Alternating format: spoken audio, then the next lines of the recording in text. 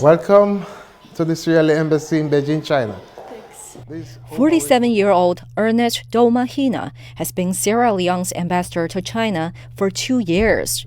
He's the youngest of all his predecessors. And because of the COVID-19 pandemic, he's been in China since it all started. That means he had personal insight into how the Chinese government has handled it.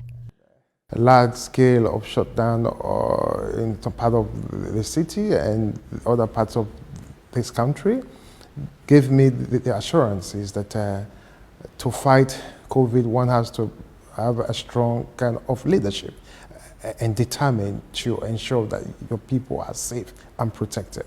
So I'm quite impressed, and it is very unprecedented what I saw in China. Has China helped your country with the COVID-19 pandemic? An African nation received a lot of support from China in terms of medical supplies, experts to advise our medical team on the ground.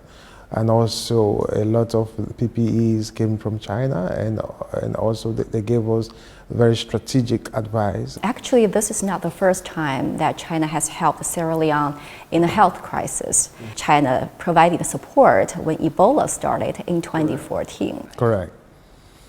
When the Ebola struck our country, China was the first to come in, and President Xi Jinping was the first head of state to have explicitly coming out to commit, his country in supporting not just Sierra Leone, but the sub-region as a whole. And Sierra Leone being one of the epicenter, China came in very strongly. Some countries argue that China should be held accountable because the COVID-19 was first detected here. What's your view on this? It's scientifically proven that the history of human epidemiology, it's complex. So things can happen when it's about to happen. Are we to say because the Ebola was discovered in Africa, are we to say they caused the Ebola?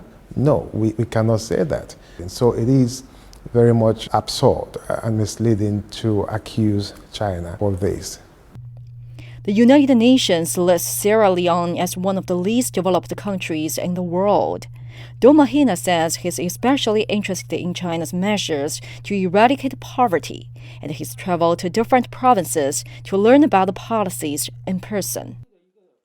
You go to cities, towns, you don't know where you are because it's like every city, towns are doing very well. Imagine 800 million people out of poverty within 4 decades. That is outstanding. And so, which means you have to change your mindset out of poverty, then poverty will go away from you. And that mindset is what I've seen in the people of this great nation, China. And so if I get all what it takes from what they've done to move their people out of poverty, then I will go back and advise my president, who is a listening president, Dr. Julius Madabio, and then we can also learn and move our people out of this so-called poverty. The president of Sierra Leone visited Beijing in August 2018. The two countries agreed to strengthen cooperation in infrastructure, health, education, and fishing. So what progress has been made?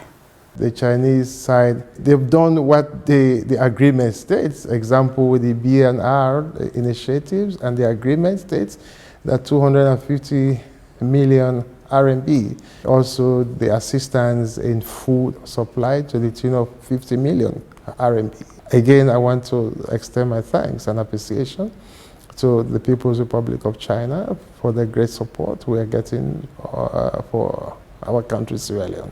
But some countries accuse China of debt trap diplomacy in Africa. Do you agree?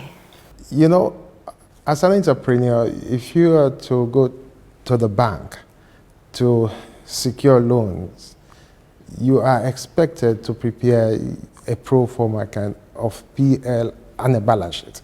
which means you are sure of what you are taking loans for. And also, which means you're sure of the details of those loans. That aspersions is premised based on Africa is immature.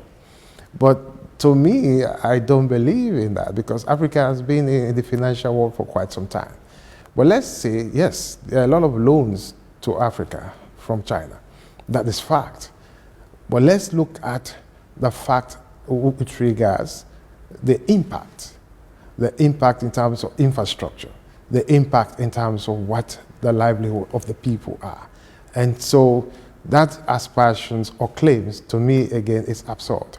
It is but important for you to understand the fact and to also know that Africa is not a baby that just goes into a loan without knowing what they are going for. After he took up his position as ambassador, Ndomahina says he renovated the embassy, including the yard. It's just a small part of his core idea to rebrand and to change people's negative images about Sierra Leone and Africa more broadly.